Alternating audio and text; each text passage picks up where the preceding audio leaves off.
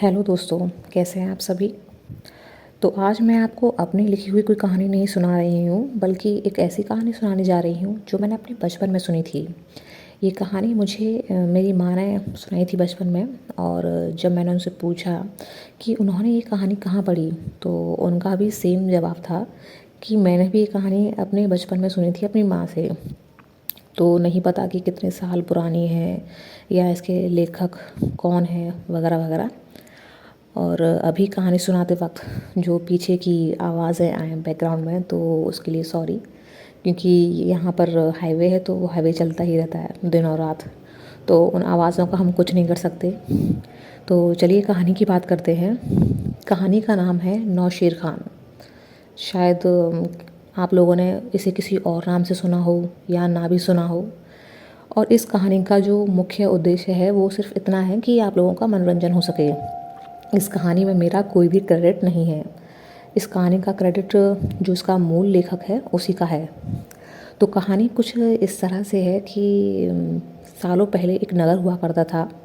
उस नगर के एक गाँव में एक बूढ़ी औरत अपने बेटे के साथ रहती थी।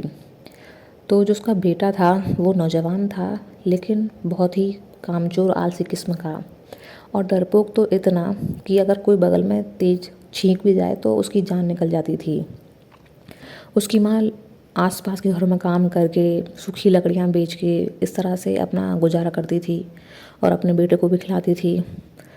वो अपने बेटे के लिए बहुत परेशान रहती थी कि अभी तो मैं ज़िंदा हूँ तो मैं इसको कमा खिला रही हूँ, लेकिन जब मैं मर जाऊँगी तो फिर मेरे बाद इसका कौन देखभाल करने वाला होगा।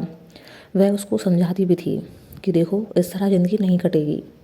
लेकिन वो लड़का था कि एक कान से सुनता और दूसरे कान से निकालता। वह पूरे दिन खाता, सोता और मस्ती भी करता। बस यही उसकी दिनचर्या थी। एक रात की बात है कि माँ चूल्हे पर रोटी बना रही थी और बेटा उसके पास बैठकर खाना खा रहा था। तो वहाँ मक्खियाँ उसके खाने पर आसपास मंडराने लगी। वो बेटा उसको बार बार हटाए मक्खियों को हाथ से, लेकिन वो बार बार वहीं उसके खाने पर आकर बैठ जाएं। उस लड़के को गुस्सा आ गया, तो पास में ईंट का टुकड़ा पड़ा था, पत्थर का, तो उसने उठा के उसे उन मक्खियों की तरफ दे मारा। तो कुछ मक्खियाँ उस पत्थर के टुकड़े के नीचे दब के मर गईं। लड़के ने फटाफट से अपना खाना ख़त्म किया और उस टुकड़े को उठाकर देखा।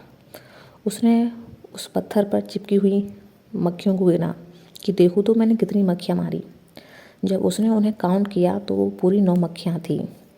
वह बहुत खुश हो गया और ज़ोर ज़ोर से चिल्लाने लगा, माँ मैंने 9 मक्खियाँ मार दी, माँ मैंने 9 मक्खियाँ मार दी। उसकी खुशी देखकर उसकी माँ ने भी उसका दिल रखने के लिए कह दिया, अरे वाह बेटा, तूने 9 मक्खियाँ मार दी। तुझ जैसे डरपोक के लिए 9 मक्खियाँ मारना तो मतलब 9 शेर मारने के बराबर है। इसलिए अब से मैं तुझे 9 शेर खान कहा करूँगी। तो माँ का उद्देश्य तो ये था कि उसका हौसला अफजाई करे, लेकिन अब वो कहते हैं ना कि एक बार नाम पड़ जाता है तो फिर पड़ ही जाता है। तो माँ उसको नौशेर खान के नाम से पुकारने लगी। तो आसपास के लोग भी सुनते थे कि इसकी माँ से नौशेर खान कह रही है। तो उस लड़के का नाम नौशेर खान ही पड़ गया। कुछ समय बीता तो जिस नगर में वो रहते थे वहाँ एक बार ऐसा हुआ कि एक आदमखोर शेर का आतंक फैल गया। कहीं से कोई आदमखोर शेर आ गया और उस नगर में घुस के वहाँ के लोगों को मारने लगा। उस शेर को पकड़ने के लिए उस नगर के राजा ने काफ़ी सारी योजनाएं बनाई, काफ़ी प्रयास किए, लेकिन हर बार वो असफल हो जाते। तो एक दिन वो अपने राज दरबार में परेशान बैठे थे कि आखिर क्या किया जाए, किस तरह से इस शेर को पकड़ा जाए, वरना यह तो बहुत तबाही मचा देगा। तो उस राज दरबार में एक मंत्री बैठा था। मंत्री नौशेर खान के गांव का ही था। तो उसको पता था कि उसके गांव में एक नौशेर खान नाम का लड़का है, पर वह उस नाम के पीछे की हकीकत को नहीं जानता था। तो उसने राजा से कह दिया कि महाराज, मेरे गांव में एक नौशेर खान रहता है, तो हमें उससे बात करनी चाहिए। जिसने 9 शेरों को मार दिया हो उसके लिए एक शेर को मारना कौन सी बड़ी बात हो जाएगी। राजा को अब एक उम्मीद बंदी दिखी। उन्होंने कहा, ठीक है, आप जल्द से जल्द उस नौशेर खान को बुलाइए और उसके सामने हमारी समस्या को रखिए। मंत्री ने कहा, ठीक है। अगले ही दिन मंत्री ने अपने एक सिपाही को उस नौशेर खान के घर पे भेज दिया।